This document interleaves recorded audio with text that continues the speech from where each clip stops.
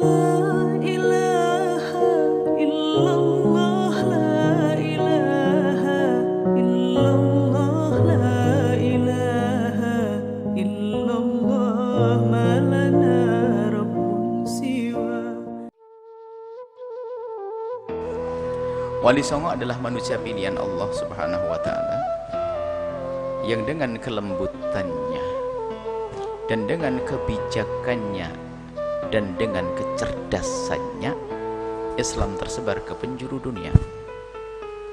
Cerdas, bijak, lembut, tidak menggunakan peperangan, tiba-tiba yang jadi menantu raja. Cerdas, dia bisa menangkap permasalahan. Maka kalau ada yang mengatakan ada yang nggak sesuai dengan syariat, suruh tunjukkan dulu dong yang mana. Kalau masalah seni itu sebetulnya masalah seni yang dihadirkan, kita harus kembali pada hukum seni dong.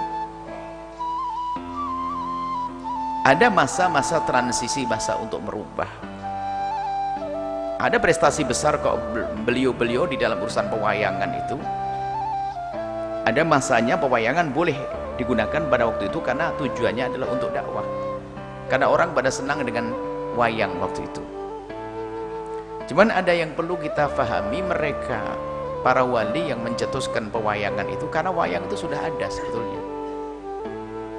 Beliau bukan menghadirkan wayang, akan tapi wayang itu yang dirubah.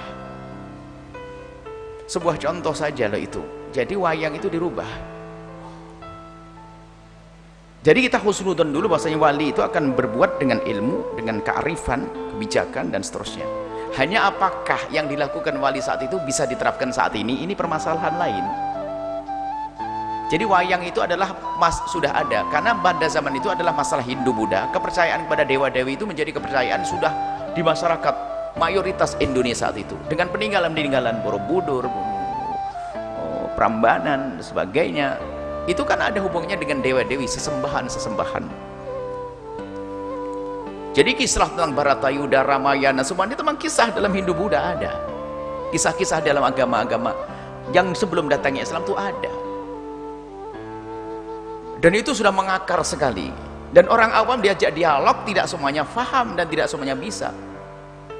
Akan tapi di saat mereka dibawa kepada satu cara yang lembut halus, kemudian mereka meyakini cara yang baru, secara otomatis keimanannya nanti yang terbangun. Contoh saja ini, bahwasanya di dalam dunia pewayangan itu ada namanya dewa, dan kita tidak boleh percaya adanya dewa, syirik. Tapi bagaimana dalam dunia pewayangan kok dewa masih diadakan? Tapi dewa yang dalam pewayangan Islam yang disebutkan itu bukan dewa-dewa yang diyakini oleh agama-agama itu. Kenapa? Disisipkan oleh Wali Songo dengan seorang tokoh atau beberapa tokoh yang mungkin Anda pernah dengar istilah Punokawan, Semar, Nolo, Gareng, Petruk dan Bagong, kan begitu. Lah Semar itu dianggap sebagai dari bangsa manusia. Semar itu dari bangsa manusia. Tanpa disadari mereka itu ternyata itu dewa itu kalau ribut tanyanya kepada manusia.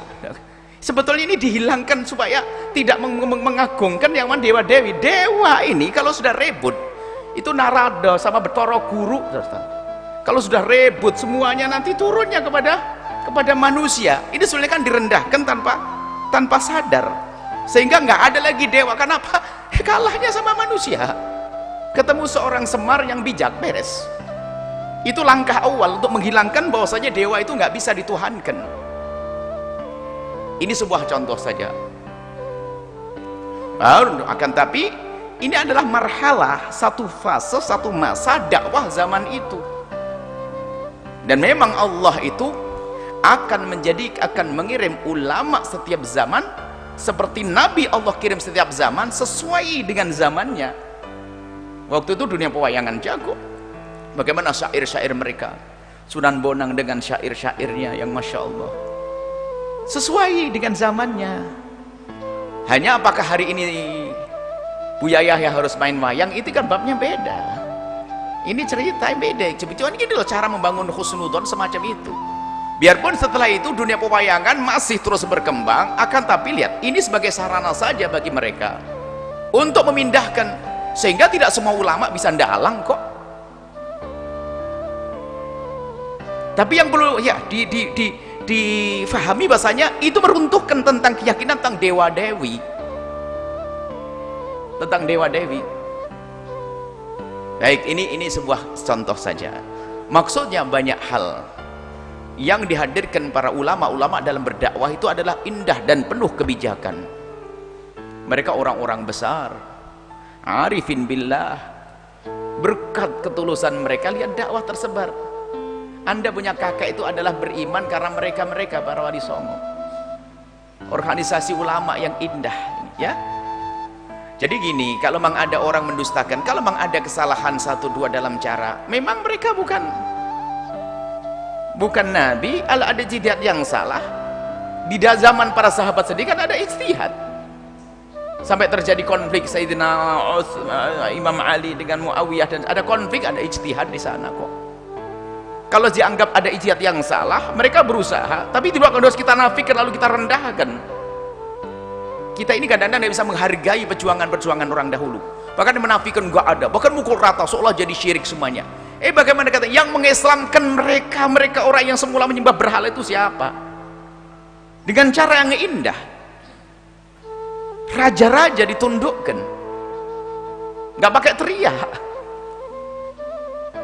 dengan kelembutan perilaku, bahkan melihat mereka saja mereka sudah tunduk sebelum mendengar omongannya. Baik, itulah husnudzan kita kepada Wali Songo, dan Wali Songo adalah benar adanya. Kalau di Cirebon ada Sunan Gunung Jati, Syekh Syarif Hidayatullah, yang nasabnya mereka adalah rata-rata adalah sambung kepada baginda Nabi Sallallahu Alaihi Wasallam. Ada orang yang berusaha menafikan, dia tuh bingung kalau menafikan. Terus tanyakan, kalau ada menafikan, nggak ada Wali Songo itu bohong semuanya. Baik. Terus yang masukkan Islam ke Indonesia itu selain kalau bukan Wali Songo siapa? Bapakmu juga bukan, mbahmu juga bukan, hah? Jin. Ayo cari sejarah yang baru, buat ngarang sejarah baru, nanti bilang Wali Songo sudah ada pembukti peninggalan-peninggalannya. Sunan Kudus meninggalkan apa? Masjid dengan menara Kudusnya. Sunan Syarif Hidayah, kemudian Wali Songo dengan masjid Demaknya dan sebagainya. Ini meninggalkan apa? Bukan meninggalkan berhala, bukan, wahai ahli iman. Tolonglah ini dalam hal adapun masalah cara dakwah zaman itu apakah perlu diterapkan zaman ini adalah masalah lain pembahasannya. Ada sebagian tempat masih perlu digunakan kan masih erat dengan tradisi, maka diterapkan juga tradisi untuk dirubah perlahan. Tapi kalau di masjid begini nggak usah pakai wayang, sudah beres, kan begitu. Masa harus pakai wayangan di sini? Jadi gini loh, kita bisa menghargai dah prestasi beliau-beliau yang menjadikan Islam mbah-mbah kita kok. Kalau enggak tuh barangkali Anda mu'alaf hari ini baru, kalau bukan mereka sih. Masya Allah ya, tolonglah hargai mereka. Jangan biasa dengan ikut orang-orang yang kerjaannya mencaci maki, ngislamkan orang enggak, kerjaannya malah mengkafirkan orang, itu kan repot ya. Semoga Allah mengampuni semuanya.